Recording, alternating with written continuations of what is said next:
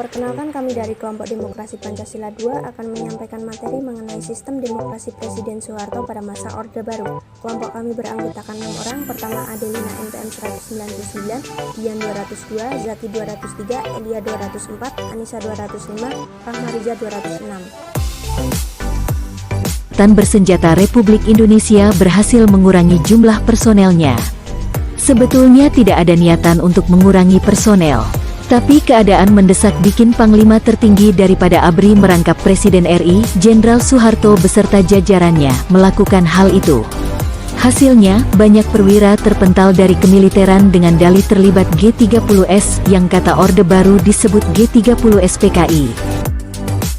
Sistem demokrasi Presiden Soeharto pada masa Orde Baru. Orde Baru dimulai pada tahun 1966 sampai dengan 1998. Apa itu Orde Baru? Orde Baru adalah sebutan bagi masa pemerintahan Presiden Soeharto menggantikan Orde Lama di era pemerintahan Soekarno. Orde Baru ingin menjalankan kembali pelaksanaan Pancasila dan UUD 45. Terbitnya Surat Perintah 11 Maret pada tanggal 11 Maret 1966 menjadi penanda demokrasi Pancasila masa Orde Baru. Kebijakan Orde Baru, Indonesia adalah negara hukum yang menganut sistem konstitusional. Kekuasaan negara tertinggi ada di tangan MPR. Presiden adalah penyelenggara pemerintahan negara tertinggi. Menteri tidak bertanggung jawab kepada DPR. Presiden tidak bertanggung jawab kepada DPR. Kekuasaan yang dimiliki Presiden tidak terbatas.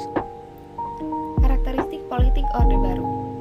Terjadi kecurangan pada saat pemilu, rotasi kekuasaan eksekutif hampir tidak pernah terjadi, rekrutmen politik bersifat tertutup, otoritarianisme, kekuasaan dan kewenangan presiden sangat berlebihan, dan demokratisasi KKN. Sistem pemerintahan Orde Baru memiliki kelebihan dan kekurangan.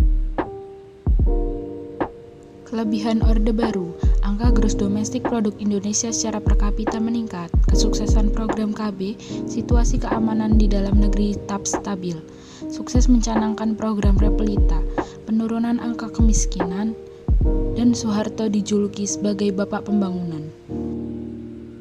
Kekurangan Orde Baru, maraknya kasus korupsi, kolusi, dan nepotisme, kekuasaan presiden berada di atas UUD 45, kebebasan pers sangat terbatas, penggunaan kekerasan untuk menciptakan keamanan, pembangunan Indonesia yang tidak merata, serta aset kekayaan negara dipegang oleh swasta. Soeharto mengundurkan diri sebagai presiden pada tanggal 21 Mei 1998. Penyebabnya ialah krisis moneter, krisis politik, penyimpangan UUD